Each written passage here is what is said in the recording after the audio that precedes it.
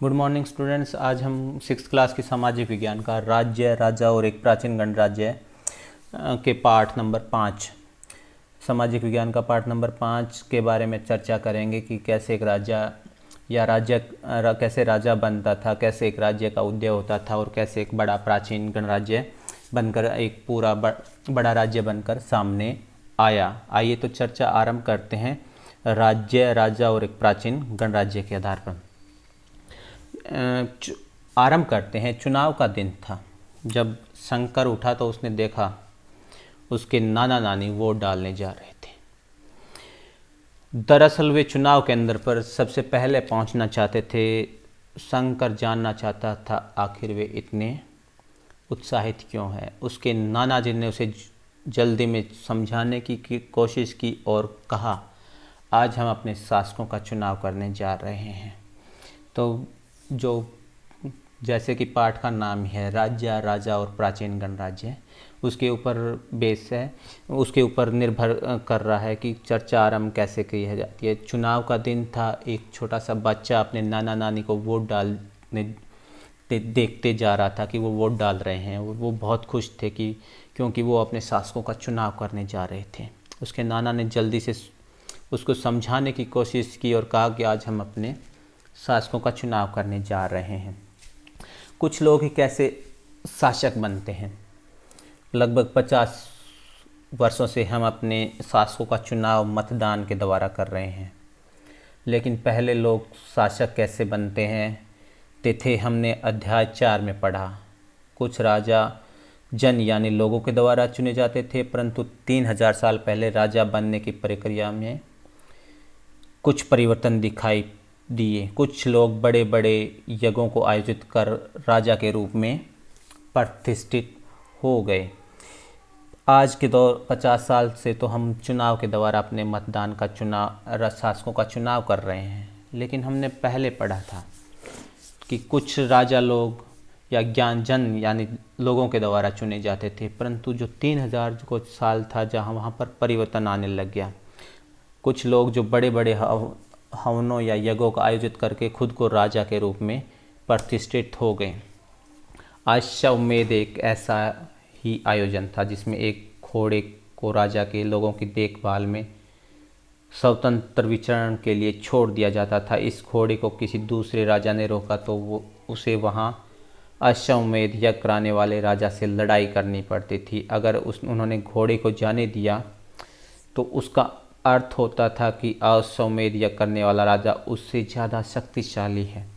इसके बाद उन राजाओं को यज्ञ में आमंत्रित किया जाता था। यह यज्ञ विशिष्ट पुरोहितों द्वारा संपन्न किया जाता था। इसके लिए उन्हें उपहारों से सम्मानित किया जाता था। यज्ञ करने वाला राजा बहुत शक्तिशाली माना जाता था। यज्ञ में आमंत्रित सभी राजा उसके लिए उपहार लाते थे।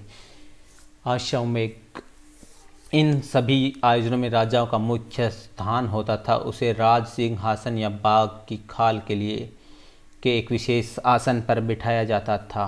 युद्ध क्षेत्र में राजा का सारथी उसका सहचर होता था।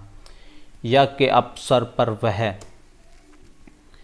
राजा की विजय तथा अन्यों का गुणगान करता था। राजाओं के सगे संबंधी, खासकर उसकी रानियां तथा पुत्रों को भी कई छोटे छोटे अनुष्ठान करने होते थे। अन्य सारे आमंत्रित राजाओं का काम सिर्फ बैठकर यज्ञ की प्रक्रियाओं को देखना था।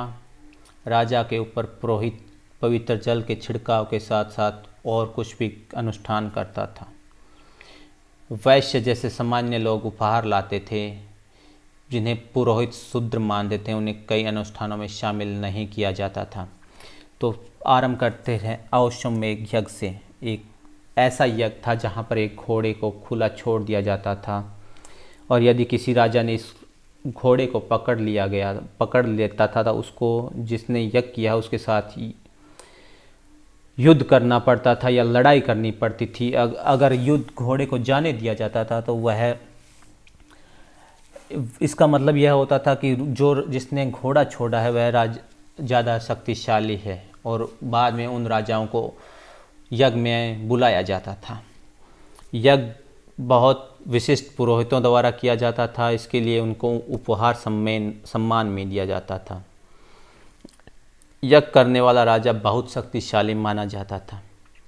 उसका स्थान मुख्य स्थान होता था। उसे बाघ की खाल या राज सिंहासन पर बिठाया जाता था। युद्ध क्षेत्र में सारथी उसका सहचर होता था। यज्ञ के अवसर पर राजाओं के गुणों की चर्चा करता या गुणों को गान करता था। राजा के सगे संबंधियों को भी छोटे मोटे अनुष्ठान करने होते थे। जो भी राजा आए होते थे उनका काम सिर्फ बैठकर यज्ञ की प्रक्रिया पूरी कर देखना था। राजा के ऊपर पुरोहित पवित्र जल के छिड़काव के साथ साथ कई अनुष्ठान करता था। वैश्य लोग सामान्य उपहार लाते थे। शूद्र लोगों को अनुष्ठान में शामिल नहीं किया जाता था। जनपद महायज्ञों करने वाले राजा अब जन के राजा न होकर जनपदों के राजा माने जाते थे। जनपद का शाब्दिक अर्थ होता है जन के बसने की जगह होता है। कुछ महत्वपूर्ण जनपद मानचित्र में दिखाए गए हैं। पेज नंबर 49 पर देख लीजिएगा। पुरातत्वविदों ने इन जनपदों की कई बस्तियों की खुदाई की है। दिल्ली में पुराना किला, उत्तर प्रदेश में मेरठ के पास हस्तिनापुर और एटा के पास अंतरजीय खेड़ा इनमें प्रमुख है। खुदाई से पता चलता है लोग झोंपड़ियों में रहते थे और मवेशियों तथा जानवरों को पालते थे। वे खाने में चावल, गेहूँ, दाल आदि कुछ सरसों फसलें उगाते थे। लोग मिट्टी के बर्तन भी बनाते थे। कुछ लोग धूसर तथा कुछ लाल रंग के होते थे। इन पुरस्थलों में कई 20 प्रकार के बर्तन मिले हैं जिन्हें चित्रित धूसर पात्र के नाम रूप में जाना जाता है। जैसे इनके नाम से स्पष्ट है, इन बर्तनों पर चित्रकारी की होती थी। इन पर आमतौर पर सरल रेखाओं तथा ज्योतिमय आकृतियाँ रूप में थी। महायज्ञ हो जाता है, उसके बाद राजा अब जन का राजा न होकर जनपदों का राजा।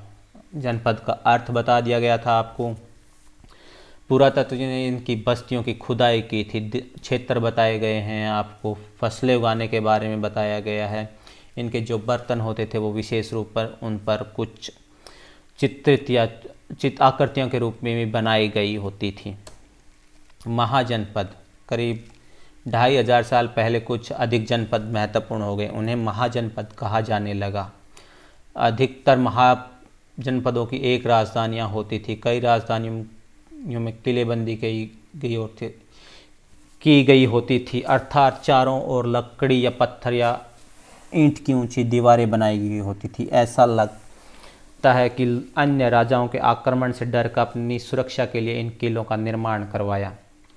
कुछ राजा अपनी राजधानी के चारों ओर विशाल ऊंची प्रभावशाली दीवार खड़ी कर अपनी समृद्धि और शक्ति का प्रदर्शन करते थे। इस तरह किले के अंदर रहने वाले लोग उस क्षेत्र पर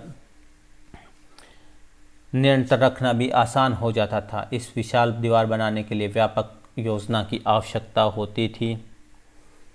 हजारों स्त्री पुरुष तथा बच्चों ने इसके लिए अथक परिश्रम किया होगा। इसके लिए संसाधनों की आवश्यकता पड़ती होगी। अब राजा सेना रखने लगे थे। सिपाहियों को वेतन दिया जाता था, पूरे साल रखा जाता था। कुछ क्षेत्रों में सिक्कों के रूप में होता था। वेतन जो होता था वो सिक्कों के रूप में होता था। इस सिक्कों के बारे में अध्याय 8 में पढ़ोगे। कर महाजनपदों के राजा किले बनाते थे और बड़ी सेना रखते थे। इसके लिए उन्हें प्रचुर संसाधनों की आवश्यकता होती थी। इसके लिए उन्हें कर्मचारियों की भी आवश्यकता होती थी। महाजनपदों के राजा लोगों के द्वारा समय समय पर उपहार पर निर्भर न होकर अब नियमित रूप से कर लगाने लगे। कर के बारे में बताया गया है, पढ़ लेना, ना समझ आए तो दोबारा पूछ लेना। कृषि में भी परिवर्तन हो गए। अब कृषि के 2 परिवर्तन हैं। हल के फाल अब लोहे के बनने लगे। कठोर जमीन की लकड़ी के फाल की तुलना में लोहे का आसानी से जोता जा सकता था। इससे फसलों की उपज बढ़ गई। दूसरे लोगों ने धान के पौधे रोपना आरंभ कर दिया, अर्थात बीज छिड़क कर धान उपजने की बजाय धान को पौध के तौर पर रोपण शुरू कर दिया। पहले की तुलना में पौधे ज़्यादा जीवित रह जाते, इसलिए पैदावार अच्छी होने लगी। कमर तोड़ परिश्रम लगता था तो ये काम ज़्यादातर दासी भूमिहीन मजदूर करते थे। सूक्ष्म निरीक्षण मगध के बारे में बताया गया। यहाँ पर कैसे वो जनपद बन गया और कैसे नदियों से होकर उनमें यातायात और ज़मीन को उपजाऊ बनाने के लिए महत्वपूर्ण थी। मगध का एक हिस्सा जंगलों से भरा हुआ भी था। इन जंगलों में हाथियों को पकड़कर उन्हें सेना के लिए प्रशिक्षित किया जाता था। यही नहीं, जंगलों से घर, गाड़ियाँ और लकड़ियाँ भी मिलती थी। इसके अलावा लोहे क्षेत्र भी, खदानें भी थी। मजबूत औजार और हथियार बनाने के लिए बहुत योग्य थे। मगध में दो बहुत शक्तिशाली शासक बिंबिसार तथा अजातशत्रु हुए। जनपदों को जीतने के लिए हर संभव साधन अपनाते थे और एक महापद्म नंद एक और महत्वपूर्ण शासक थे जिन्होंने अपने नियंत्रण से इस क्षेत्र का उपमहाद्वीप के उत्तरी पश्चिम तक फैला दिया था। बिहार में राजगृह के कई सालों तक मगध की राजधानी बना रहा। बाद में पाटलिपुत्र को राजधानी बनाया गया, जिसे आज आप पटना बोलते हैं। 2300 साल पहले की बात है। मैसिडोनिया का राजा सिकंदर विश्व विजय करना चाहता था। पूरी तरह सफल न होने पर वह मिस्र और पश्चिम एशिया के कुछ राज्यों को जीतता हुआ भारत में व्यास नदी के किनारे तक पहुंचा। जब उसने मगध की ओर कूच करना चाहा तो उसके सिपाहियों ने इनकार कर दिया। वे इस बात से डरे थे कि भारत के शासकों के पास पैदल रथ और हाथियों की बड़ी सेना थी। वजी, जैसा कि आपने ऊपर पढ़ा, मगध एक शक्तिशाली बना। उसके नज़दीक ही वजी राज्य था जिसकी राजधानी वैशाली थी। यह एक अलग किस्म की शासन व्यवस्था थी जिसे गण या संघ कहते हैं। गण या संघ के शब्दों का अर्थ बराबर में दिया गया है। गण या शासक, कई शासक होते थे जो कई लोग एक साथ शासन करते थे, जिसमें प्रत्येक व्यक्ति राजा कहलाता था। ये सभी विभिन्न अनुष्ठानों को एक साथ करवाते थे। सभाओं में बैठकर बातचीत और वाद विवाद के जरिए तय करते थे कि क्या करना चाहिए और क्या नहीं करना चाहिए। बुद्ध तथा महावीर दोनों ही गण से संबंधित थे। बौद्ध साहित्य में संघ के जीवन में बहुत संजीव वर्णन मिलता है। कई शक्तिशाली इन राजाओं को जीतना चाहता था। इसके बावजूद राज्य अब से लगभग 15 साल तक चलते रहे। पहले इसके बाद गुप्त शासकों ने गण और संघ पर विजय प्राप्त करके अपने राज्य में मिला ली। तो इस लेसन में आपने राजाओं और उनके बारे में पढ़ा, कैसे राजा आज का कैसे शासक आज चुनते हैं और पहले कैसे चुनते थे, कैसे यह करवा के शक्तिशाली बन जाते थे। सब कुछ आपने इस लेसन में पढ़ा। तो इससे नेक्स्ट अगली क्लास में हम इसके प्रश्न उत्तरों पर चर्चा करेंगे। धन्यवाद।